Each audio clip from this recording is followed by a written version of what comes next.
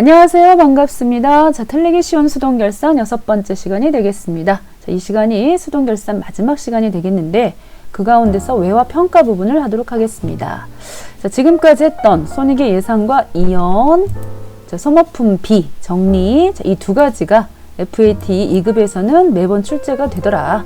그렇게 하고 나머지 유가증권 평가나 대체, 현금 과부족, 인출금, 자, 단기 차입금, 외화 평가 이런 부분들은 잘 출제가 되지 않죠. 자, 그 중에서도 3, 4, 5, 6번까지는 그런대로 자, 어쩌다 한 번씩 잘 나오고요. 7번, 8번은 잘 나오지 않습니다. 자, 그래서 1번, 2번은 확실하게 해두셔야 되고 3번, 4번, 5번, 6번 자, 얘네들은 간혹 가다가 지금 출제가 되고 있고요. 7, 8번은 자, 열에 한 번 정도 나오는 부분이기 때문에 자, 모르고 그냥 지나가셔도 되지만 그래도 시험인지라 준비는 해두셔야 되지 않을까 싶습니다. 장기차입금에는 외화 장기차입금이 3천만 원이 있습니다. 자, 이때 외화니까요. 외국에서 돈을 빌리는 거지 않습니까? 빌렸을 당시 우리가 3만 달러를 빌린 거예요. 3만 달러를 빌렸는데 이게 지금 우리나라 돈으로 얼마? 3천만 원이라는 거잖아요. 그러면은 1달러당 얼마씩 깠다 라고 하는 이 부분이 계산이 돼야 됩니다. 이 부분이 자, 어떻습니까? 나눠보시면 돼요. 3만으로 나눠보시면 이 부분이 바로 1,000원 지금 1달러에 1,000원 같다 라는 얘기가 되겠습니다. 그랬던 것이 지금 여전히 빌려온 달러는 바뀌지 않죠. 3만 달러 그런데 이 환율이 바뀌었다는 얘기예요. 환율이 얼마로? 1,200원씩 바뀌었다는 얘기가 되겠습니다. 그러면은 자, 이 부분이 1,200원이 됐기 때문에 우리가 갚아야 될 금액도 앉은 자리에서 어머 어떡합니까? 3,600만 원 600만 원을 더 갚아야 되는 일이 벌어지는 거죠. 오, 정말 그런가요? 계산해 볼게요. 자, 3만 달러 곱하기 1,200원 자, 해보시면 이렇게 그래서 결과적으로 600만큼을 더 갚아야 되는 일이 벌어졌어요.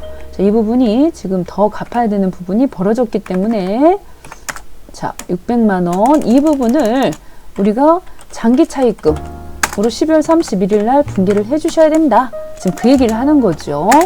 장기 차입금. 자, 이렇게 그 중에 600만 원. 이런 부분 해 보실 때는 이 부분을 하실 때는 여기 장기 차입금에는 이렇게 돼 있기 때문에 계정 과목이 장기 차입금이겠지 이렇게 생각하고 장기 차입금을 넣었어요. 근데 여기가 이제 앞에가 외화 장기 차입금이라고 있을 수 있으니까 꼭 계정 과목 확인을 하시는 게 좋겠고요. 거래처 어떻게 하셔야 됩니까? 반드시 써야 되는 항목입니다. 이런 부분들은 해서 이 LA 자, 주식 무역회사인가 봐요. 자, 이렇게 해서 여기도 거래처 넣으셔야 되고 그리고 이 부분이 문제가 되겠습니다. 이 부분. 자, 이 차병 부분에다 계정 과목을 뭘 넣으실 것인가? 이 부분은 결산 때는요 6글자가 옵니다. 외화, 환산, 손실 이렇게 6글자가 온다는 사실 어렵죠? 외화, 환산, 손실 여기다가 600만 원 쓰시고 600만 원 차변에다가 이렇게 쓰시고요. 자, 간혹 가다가 반대의 경우도 있을 수 있지 않겠습니까? 그럼 대변 쪽이면 자, 어떻게 되느냐? 오히려 달러가 떨어져 가지고 덜 갚아도 되는 상황이 되면 이 부분에 외화 환산 이익이 생긴다는 거죠. 외화 환산 이익 6글자입니다. 6글자. 자, 이왕 한 김에 이거를 조금 더 쉽게 계산하는 방법은 그럼 없습니까? 자, 있죠. 자, 어떻게 하신다? 여기 지금 1,000원. 우리가 빌렸을 당시 환율이 1,000원이었죠? 그리고 현재 기말 종료일 현재 1,200원이지요? 200원 차이 나지 않습니까? 그러니까 바로 그냥 여기다가 이렇게 계산하시면 돼요. 3만 달러 곱하기 200원 자, 이렇게 바로 쓰시면 되는 것이지 저렇게 복잡하게 계산 안 하셔도 됩니다.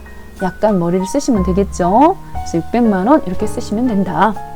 자, 여기서 한 가지 더 짚고 넘어가셔야 될 것이 결산일 때는 외화 환산 손실, 외화 환산 이익이지만 만약에 이게 기준이다. 기간 중. 자, 결산이 아닌 기준일 때는 계정 과목이 바뀌어요. 어떻게 바뀔까요?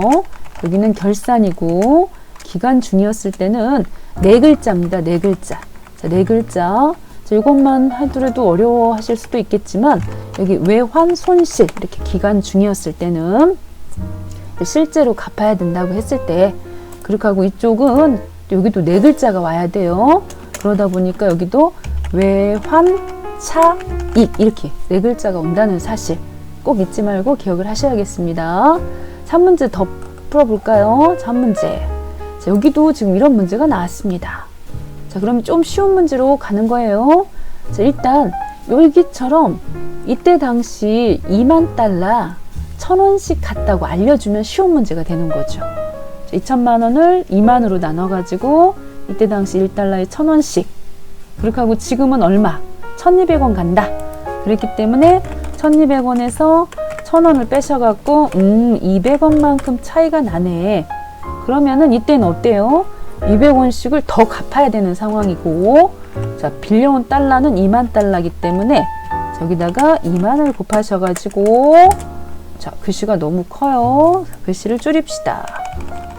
자, 해서 계산하셔가지고, 자, 금액 계산해 보시면 224 하나 02 하나 둘 하나 둘 셋 4개 하셔서 400만 원을 더 갚아야 되는 상황이 됐기 때문에 자, 12월 31일자 자, 이 부분에다가 저기도 외화 단기 차입금이라는 계정 과목이죠. 분명히 확인하시라고 그랬어요. 학기 전에 시험표 가셔가지고 자, 이 부분이 그냥 단기 차입금 쓰시면 다 해놓고도 틀립니다. 자, 계정 과목을 분명하게 확인을 해 주셔가지고 자, 여기서 원하는 계정 과목은 외화 단기 차입금이다. 400만 원 쓰시고 그리고 차변 쪽에는 어떻습니까? 6글자 결산일 때는 외, 화, 환산, 손실 이렇게 쓰셔야 된다 그랬어요. 자, 이 부분에서 마지막 4점에서 거래처 안 쓰시면은 일정 감점이 되는 부분이니까 자, 여기 ST 모스터 자, 모터스까지 정확히